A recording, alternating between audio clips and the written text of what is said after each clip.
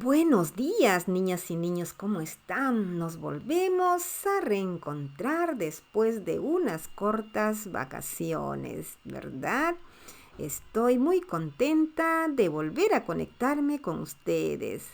¿Ya dieron gracias a Dios?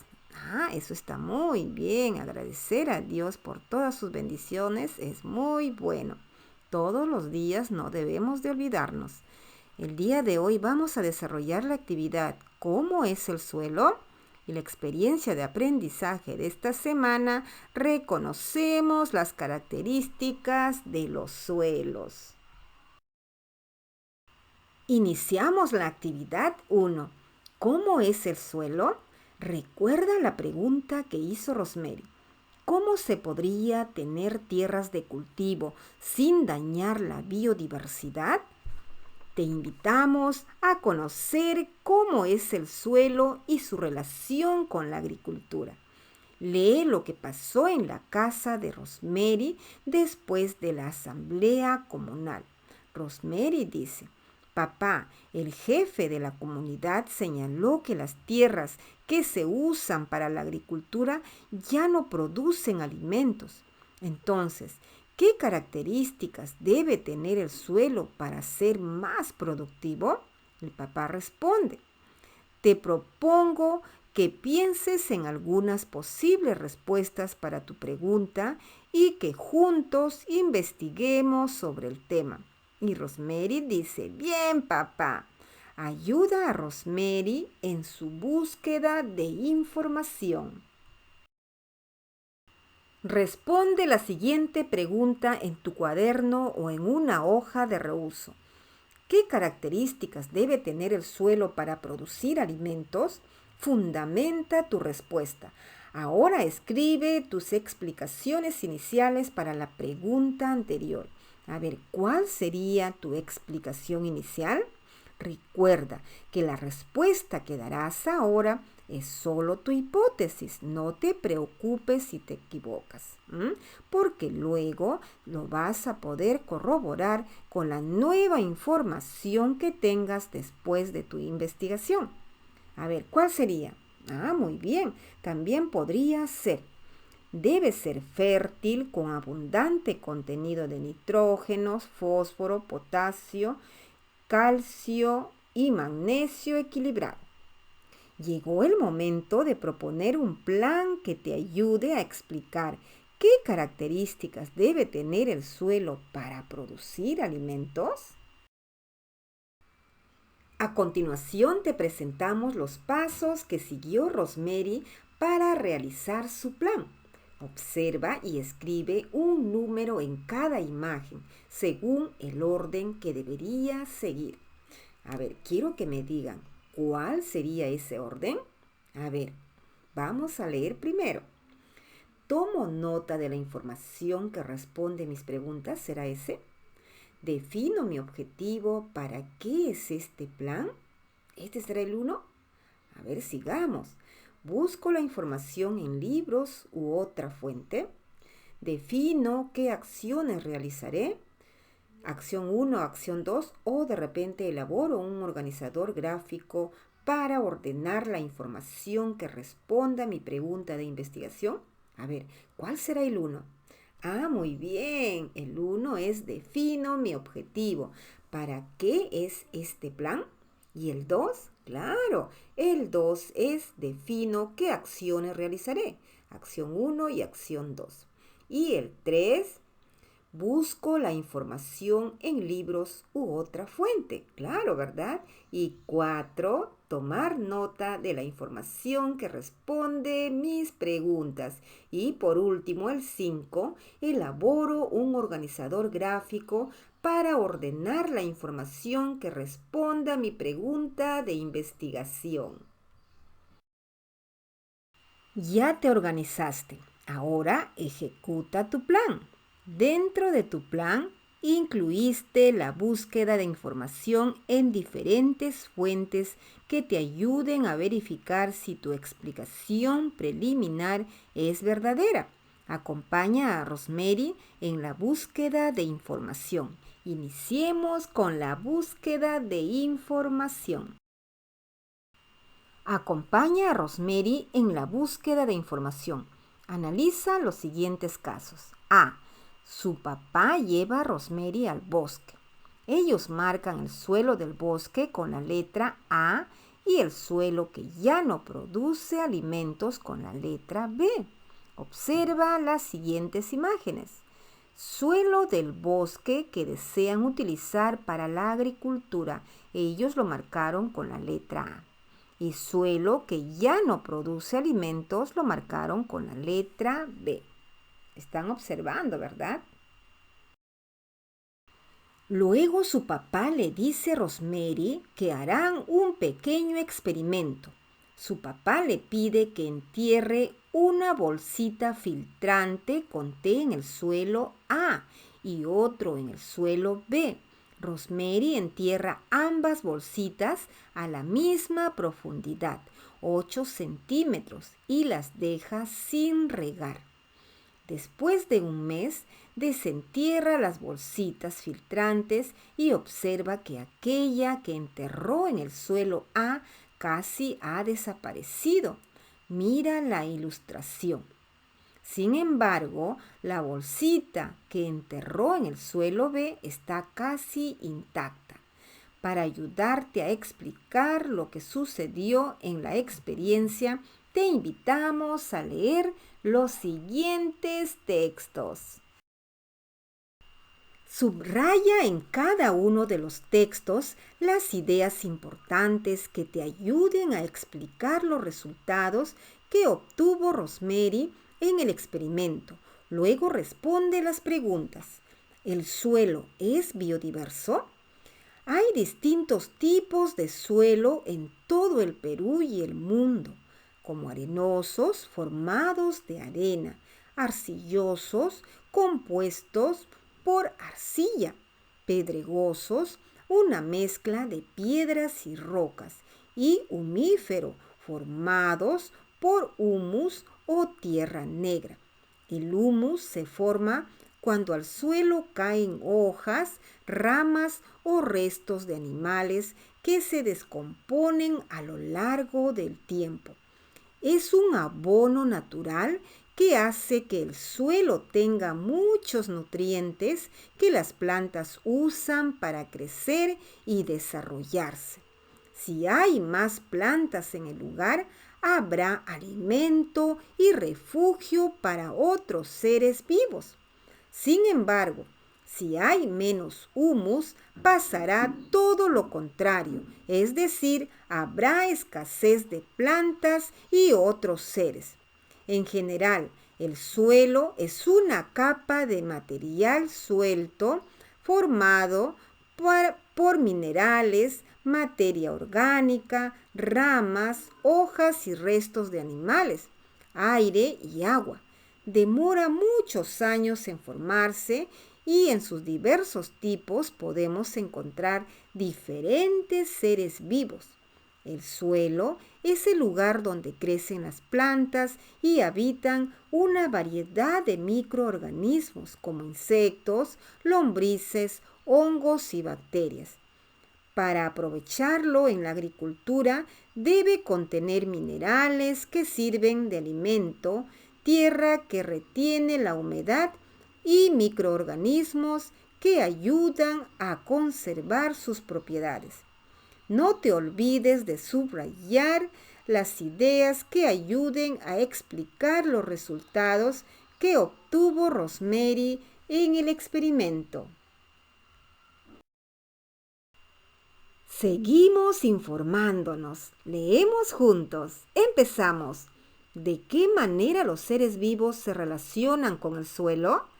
Los seres vivos aportan mucho para que el suelo sea habitable y proporcione alimentos. Por ejemplo, brindan nutrientes para las plantas y a su vez, estas son utilizadas en beneficio de otras especies. El suelo contiene entre sus partículas espacios donde viven muchos organismos y algunos de ellos los podemos ver a simple vista. Por ejemplo, a los animales, los hongos y a las plantas que viven en la superficie del suelo. También existen otros seres que habitan en su interior, como la lombriz de la tierra. Observa la figura. Ahí estamos observando la figura 1, la lombriz de tierra. Además, hay seres vivos que no podemos ver a simple vista, sino solo a través de un microscopio, porque son muy pequeños. Ellos son conocidos como microorganismos. Algunos ejemplos de microorganismos son las bacterias, ciertos tipos de protistas y variedades de hongos. Todos los seres vivos son muy diferentes entre sí, pero se necesitan mutuamente para subsistir.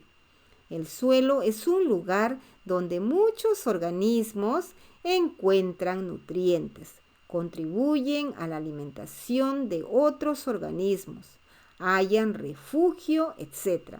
No te olvides de subrayar las ideas que ayuden a explicar los resultados que obtuvo Rosemary en el experimento.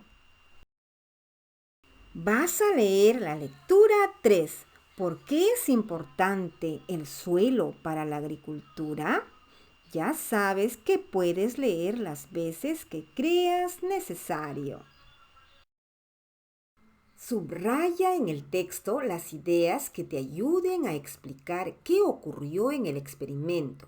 Relaciona las ideas del texto con los resultados que obtuvo Rosemary y responde. ¿Cómo puedes explicar los resultados del experimento de Rosemary? Fundamenta tu respuesta. A ver, ¿cuál sería tu respuesta? Eso está muy bien. Lo vas a escribir. También podría ser: en el experimento de Rosemary, observamos que la bolsita de té enterrada en el suelo casi ha desaparecido, debido a que los microorganismos descomponen la materia orgánica en dióxido de carbono y los residuos más resistentes en humus. Y también la que enterró en el suelo B no se hizo nada porque el suelo es seco, que ya no produce alimentos. ¿Qué crees que el papá de Rosemary quiso demostrar con el experimento? A ver, ¿qué crees que él quiso demostrar con este experimento? Muy bien. Quiso demostrar que existen clases o tipos de suelos y su importancia para la agricultura, ya que la calidad de suelo está relacionada con la producción de alimentos y por eso debemos cuidarla y aprovecharla adecuadamente en la agricultura. Si observas en la superficie y al interior de los suelos A y B, ¿quiénes viven en la superficie y al interior de ellos? A ver, ¿quién me responde? Eso está muy bien, lo vas a escribir. También podría ser, por ejemplo, en la superficie del suelo A viven los animales, los hongos y las plantas, y en el interior lombrices y bacterias, microorganismos. En el suelo B, en la superficie no existe plantas ni otros seres vivos, y en el interior existen pocos microorganismos porque es un suelo que no produce. Después del primer experimento, su papá le dijo a Rosemary que es necesario analizar si los suelos A y B son capaces de retener el agua. Además, le propuso tomar una muestra del suelo de un pastizal que se encuentra al lado del suelo B. A este suelo lo llamó suelo C. Observa la imagen. Observemos bien, tenemos el suelo A y el suelo B, ¿verdad? El suelo B es usado para la agricultura. Observamos bien. Así Rosemary y su papá diseñaron y ejecutaron la siguiente experiencia. Agregar en cada botella 250 mililitros de agua. Tenemos, por ejemplo, en el suelo A que se ha agregado 250 mililitros de agua.